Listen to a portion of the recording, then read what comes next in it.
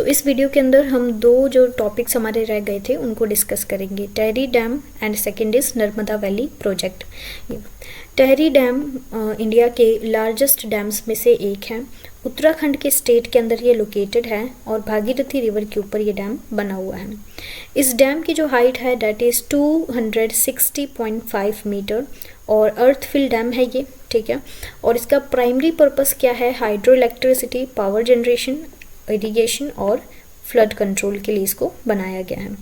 Primary objective जो main है सबसे, वो है हाइड्रो इलेक्ट्रिक पावर को जनरेट करना। इसके अंदर 1000 मेगावाट्स की कैपेसिटी है, इंस्टॉल्ड की गई है और जो उस रीजन के अंदर पावर सप्लाई के लिए काफ़ी सिग्निफिकेंट है। इस डैम के कंस्ट्रक्शन की वजह से नॉन रिन्यूएबल एनर्जी सोर्सेज के ऊपर जो हमारी डिपेंडेंसी है वो कम हुई है और इसके बाद जो है ये डैम प्रमोट करता है क्लीन एनर्जी को, ठीक है। ये काफ़ी ज़्यादा इम्पॉर्टेंट है, क्रूशियल है इरिगेशन और फ्लड कंट्रोल के लिए भी। जो वाटर इसके अंदर स्टोर किया जाता है इस डैम के अंदर, स्ट्रेटेजिकली इसको इरिगेट करने के लिए लैंड को उस रीजन के अंदर और एग्रीकल्चरल प्रोडक्टिविटी को एनहेंस करने के लिए काम में लिया जाता है, ठीक है।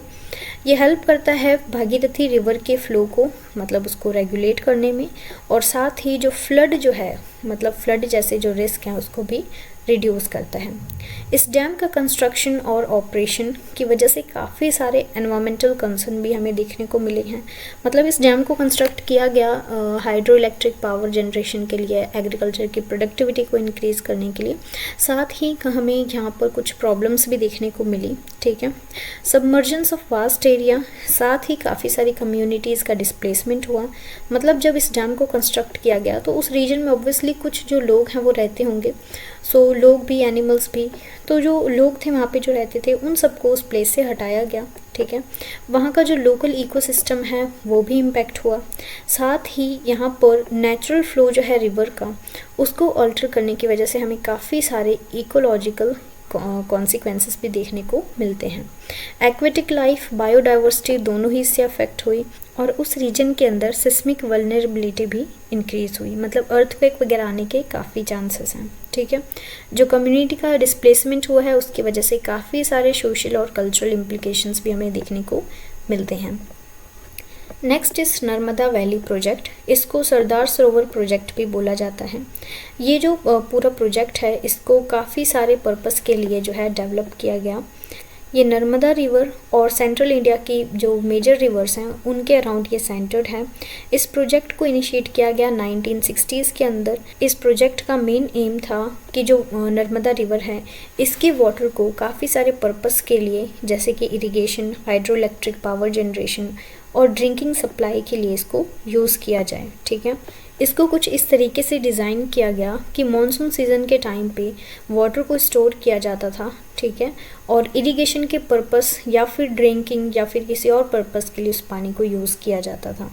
प्राइमरी ऑब्जेक्टिव इस प्रोजेक्ट का ये है कि जो एरिड या फिर सेमी एरिड रीजन्स हैं, गुजरात, राजस्थान और मध्य प्रदेश, इन 3 स्टेट्स के, वहाँ पर जो है इरिगेशन वाटर की सप्लाई की जाए, ठीक है।